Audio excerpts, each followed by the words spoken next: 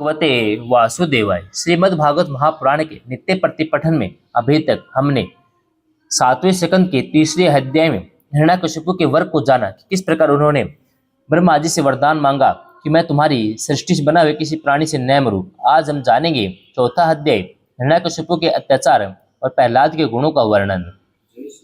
नारद जी कहते हैं, युधिष्ठिर, जब हिरण्याकशिपु ने ब्रह्मा जी से इस प्रकार के अत्यंत दुर्लभ वर मांगे तब उन्होंने उसकी तपस्या से प्रसन्न होने के कारण उसे वे वर दे दिए। ब्रह्मा जी ने कहा, बेटा, तुम जो वर मुझसे मांग रहे हो वो जीवों के लिए बहुत ही दुर्लभ है, परंतु दुर्लभ होने पर भी मैं तुम्हें वे सब वर दिए देता हूँ। नारद जी कहते हैं, ब्रह्मा जी के वरदान कभी झूठे नहीं होते, वे समर्थ और भगवत रूप ही हैं। वरदान मिल जाने के बाद हिरण्याकशिपु ने उनकी पूजा की। तत्पश्चात प्रजापतियों से अपनी स्तुति सुनते हुए वे अपने लोक को चले गए। ब्रह्मा जी से वर प्राप्त करने पर हिरण्याकशिपु का शरीर सुवर्ण के समान कांतिमान और हष्टपुष्ट हो गया। वह अपने भाई की मृत्यु का स्मरण करके भगवान से द्वेष करने लगा। उस महादैत्य ने समस्त दिशाओं, तीनों लोकों, देवता, असुर, नरपति, गंधर्व, गरुड़, सर्प, सिद्ध, चारण, विद्याधर, ऋषि, पितरों के अधिपति, मनु, यक्ष, राक्षस, पिशाचराज, प्रेत, भूतपति, समस्त प्राणियों के राजाओं को जीतकर अपने वश में कर लिया। यहाँ तक कि उस विश्व विजयी दैत्य ने लोकपालों की शक्ति और स्थान भी छीन लिए। अब वह नंदनवन आदि दिव्य उद्यानों के सौंदर्य से युक्त स्वर्ग में ही रहने लगा था। स्वयं विश्वकर्मा का बनाया हुआ इंद्र का भवन ही उसका निवास स्थान था। उस भवन में तीनों लोगों का सौंदर्य मूर्तिमान होकर निवास करता था। वह सब प्रकार की संपत्तियों से संपन्न था। उस महल में मूंगे की सीढ़ियां, पन्ने की गचें, सपट्टे की मणि की दीवारें, वैदुर्य मणि के खंभे, माणिक की कुर्सियां थी, रंग बिरंगे चदौवे, दूध के फेन के समान सैयाएं जिन पर मोतियों की झालर लगी हुई थी शोभायमान हो रही थी। सर्वांग सुंदरी अप्सराएं अपने नुपुरों से रुन जुन ध्वनि करती हुई रतनमय भूमि पर इधर उधर टहला करती थी और कहीं कहीं उसमें अपना सुंदर मुख देखने लगती थी। उस महेंद्र के महल में महाबली महामनस्वी हिरण्याकशिपु अपने सब लोगों को जीतकर सबका एक छत्र सम्राट बनकर बड़ी स्वतंत्रता से विहार करने लगा। उसका शासन इतना कठोर था कि उससे भयभीत होकर देव दानव उसके चरणों की वंदना करते रहते थे। युधिष्ठिर, वह उत्कट गंध वाली मदिरा पीकर मतवाला रहा करता था। उसकी आंखें लाल लाल चढ़ी हुई रहती। उसमें तपस्या, योग, शारीरिक और मानसिक बल का वह भंडार था। ब्रह्मा, विष्णु और महादेव के सिवा सभी देवता अपने हाथों में भेंट ले लेकर उसकी सेवा में लगे रहते। जब वह अपने पुरुषार्थ से इंद्र आसन पर बैठ गया तब युधिष्ठिर, विश्वासु, तुम्बरु और हम सभी लोग उसके सामने गान करते थे। गंधर्व, सिद्ध, ऋषिगण, विद्याधर, अप्सराएं बार बार उसकी स्तुति करती थी। युधिष्ठिर, वह इतना तेजस्वी था कि वर्ण आश्रम धर्म का पालन करने वाले पुरुष जो बड़ी बड़ी दक्षिणा वाले यज्ञ करते उनके योगों की आहुति वह स्वयं छीन लेता। पृथ्वी के 7 द्वीपों में उसका अखंड राज्य था। सभी जगह बिना ही जोते बोए धरती से अन्न पैदा होता था। वह जो कुछ चाहता अंतरिक्ष से उसे मिल जाता और आकाश उसे भली भांति भांति की आश्चर्यजनक वस्तुएं दिखा दिखा कर उसका मनोरंजन करता था। इसी प्रकार खारे पानी, सूरा, घृत, इक्षुरस, दधि, दुग्ध, मीठे पानी के समुद्र भी अपनी पत्नी नदियों के साथ तरंगों के द्वारा उसके पास रत्न राशि पहुंचाया करते थे। पर्वत अपनी घाटियों के रूप में उसके लिए खेलने का स्थान जुटाते और वृक्ष सब ऋतु में फूलते फलते वह अकेला ही सब लोकपालों के विभिन्न गुणों को धारण करता। इस प्रकार दिग्विजयी एक छत्र सम्राट होकर वह अपने को प्रिय लगने वाले विषयों का स्वच्छंद उपभोग करने लगा, परंतु इतने विषयों से भी उसकी तृप्ति न हो सकी क्योंकि अंततः वह इंद्रियों का दास ही तो था। युधिष्ठिर, इस रूप में भी वह भगवान का वही पार्षद है जिसे सनकादियों ने शाप दिया था। वह ऐश्वर्य के मध्य मत वाला हो रहा था, घमंड में चूर होकर शास्त्रों की मर्यादा का उल्लंघन कर रहा था। देखते ही देखते उसके जीवन का बहुत सा समय बीत गया। उसके कठोर शासन से सब लोक और लोकपाल घबरा गए। जब उन्हें और कहीं भी आश्रय न मिला, तब उन्होंने भगवान की शरण ली।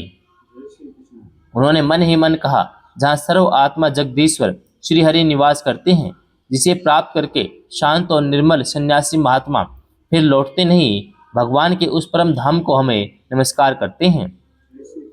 इस भाव से अपनी इंद्रियों का संयम और मन को समाहित करके उन लोगों ने खाना पीना और सोना छोड़ दिया और निर्मल हृदय से भगवान की आराधना की। एक दिन उन्हें मेघ के समान गंभीर आकाशवाणी सुनाई पड़ी। उसकी ध्वनि से दिशाएं गूंज उठी। साधु को अभय देने वाली वह वाणी यों थी, श्रेष्ठ देवताओं, डरो मत, तुम सब लोगों का कल्याण हो। मेरे दर्शन से प्राणियों को परम कल्याण की प्राप्ति हो जाती है। इस नीच दैत्य की दुष्टता मुझे पहले से ही पता है, मैं इसको मिटा दूंगा। अभी कुछ दिनों तक समय की प्रतीक्षा करो।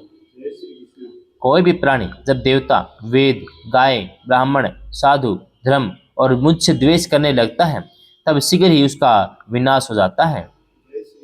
जब वह अपने वैरहीन, शांत और महात्मा पुत्र प्रहलाद से द्रोह करेगा, उसका अनिष्ट करना चाहेगा, तब वर के कारण शक्ति संपन्न होने पर इसे मैं अवश्य मार डालूंगा। नारद जी कहते हैं, सबके हृदय में ज्ञान का संचार करने वाले भगवान ने जब देवताओं को यह आदेश दिया, तब वे उन्हें प्रणाम करके लौट आए। उनका सारा उद्वेग मिट गया। उन्हें ऐसा मालूम होने लगा कि हिरण्याकशिपु मर गया। युधिष्ठिर दैत्यराज हिरण्याकशिपु के बड़े ही विलक्षण 4 पुत्र थे। उनमें प्रहलाद यूं तो सबसे छोटे थे, परंतु गुणों में सबसे बड़े थे। वे बड़े संत सेवी थे, ब्राह्मण भक्त, सौम्य स्वभाव, सत्य प्रतिज्ञ और जितेंद्रिय थे। समस्त प्राणियों के साथ ही अपने ही समान समता का बर्ताव करते और सबके एकमात्र प्रिय और सच्चे हितैषी थे। बड़े लोगों के चरणों में सेवक की तरह झुककर रहते थे। गरीबों पर पिता के समान स्नेह रखते थे। बराबरी वालों से भाई के समान प्रेम करते और गुरुजनों में भगवत भाव रखते थे। विद्या, धन, सौंदर्य, कुलीनता से संपन्न होने पर भी घमंड हो रहे हेकड़े उन्हें छू तक नहीं गई थी। बड़े बड़े दुखों में भी वे तनिक भी घबराते न थे। लोक परलोक के विषयों को उन्होंने देखा सुना तो बहुत था, परंतु वे उन्हें निहिसार और असत्य समझते थे। इसलिए उनके मन में किसी भी वस्तु की लालसा न थी। इंद्रिय, प्राण, शरीर और मन उनके वश में थे। उनके चित्त में कभी किसी प्रकार की कामना नहीं उठती थी। जन्म से असुर होने पर भी उनमें आसुरी संपत्ति का लेस भी नहीं था। जैसे भगवान के गुण अनंत हैं, वैसे ही प्रहलाद के श्रेष्ठ गुणों की कोई सीमा नहीं थी। महात्मा लोग सदा से ही उनका वर्णन करते और उन्हें अपनाते आए हैं, तथापि वे आज भी ज्यों के तो बने हुए हैं। युधिष्ठिर, यूं तो देवता उनके शत्रु हैं, परंतु फिर भी भक्तों का चरित्र सुनने के लिए जब उन लोगों की सभा होती है, तब वे दूसरे भक्तों को प्रहलाद के समान कहकर उनका सम्मान करते हैं। फिर आप जैसे अजात शत्रु भगवत भक्त उनका आदर करेंगे, इसमें तो संदेह ही क्या है। उनकी महिमा का वर्णन करने के लिए अगणित गुणों के कहने सुनने की आवश्यकता नहीं। केवल एक एक गुण भगवान श्री कृष्ण के चरणों में स्वाभाविक जन्मजात प्रेम उनकी महिमा को प्रकट करने के लिए पर्याप्त है। युधिष्ठिर प्रहलाद बचपन में ही खेल कूद छोड़कर भगवान के ध्यान में जड़वत तन्मय हो जाया करते थे। भगवान श्री कृष्ण के अनुग्रह रूप ग्रहणे उनके हृदय को इस प्रकार खींच लिया था कि उन्हें जगत की कुछ सुध बुध ही न रहती। उन्हें ऐसा जान पड़ता था कि भगवान मुझे अपनी गोद में लेकर आलिंगन कर रहे हैं, इसलिए उन्हें सोते बैठते, खाते पीते, चलते फिरते, बातचीत करते समय भी इन बातों का ध्यान बिल्कुल न रहता। कभी कभी भगवान मुझे छोड़कर चले गए, इस भावना में उनका हृदय इतना डूब जाता कि वे जोर जोर से रोने लगते। कभी मन ही मन उन्हें अपने सामने पाकर आनंद एदृक से ठठाकर हंसने लगते। कभी उनके ध्यान के मधुर आनंद का अनुभव करके जोर से गाने लगते।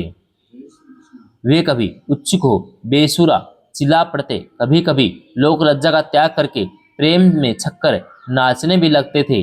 कभी कभी उनकी लीला के चिंतन में इतने तल्लीन हो जाते कि उन्हें अपनी याद ही न रहती, उन्हीं का अनुकरण करने में लगे रहते। कभी भीतर ही भीतर भगवान का कोमल संस्पर्श अनुभव करके आनंद में मगन हो जाते और चुपचाप शांत होकर बैठे रहते। उसमें उनका रोम रोम पुलकित हो उठता। अधुखले नेत्र अविचल प्रेम और आनंद के आंसू से भरे रहते। भगवान श्री कृष्ण के चरण कमलों की यह परम भक्ति अकिंचन भगवत प्रेमी महात्माओं के संग से ही प्राप्त होती है। इसके द्वारा वे समय तो परम आनंद में मगन रहते ही थे, जिन बेचारों का मन कुसंग के कारण अत्यंत दीनहीन हो रहा था, उन्हें भी बार बार शांति प्रदान करते थे। युधिष्ठिर प्रहलाद भगवान के परम प्रेमी भक्त, परम भाग्यवान और उच्च कोटि के महात्मा थे। हिरण्यकशिपु ऐसे साधु पुत्र को भी अपराधी बतलाकर उसका अनिष्ट करने की चेष्टा करने लगा। युधिष्ठिर ने कहा, नारद जी, आपका व्रत अखंड है। अब हम आपसे यह जानना चाहते हैं कि हिरण्यकशिपु ने पिता होकर भी ऐसे शुद्ध हृदय महात्मा पुत्र से द्रोह क्यों किया। पिता तो स्वभाव से ही अपने पुत्रों से प्रेम करते हैं। यदि पुत्र कुछ उल्टा काम करता है तो इसे शिक्षा देने के लिए डांटते हैं। शत्रु की तरह वैर विरोध तो नहीं करते। फिर प्रहलाद जी जैसे अनुकूल शुद्ध हृदय एवं गुरुजनों में भगवत भाव रखने वाले पुत्र से भला कोई द्वेष कर ही कैसे सकता है। नारद जी, आप सब कुछ जानते हैं। हमें यह जानकर बड़ा कौतूहल हो रहा है कि पिता ने द्वेष के कारण पुत्र को मार डालना चाहा। आप कृपया करके मेरा यह कुतूहल शांत कीजिए। चौथा अध्याय समाप्तम।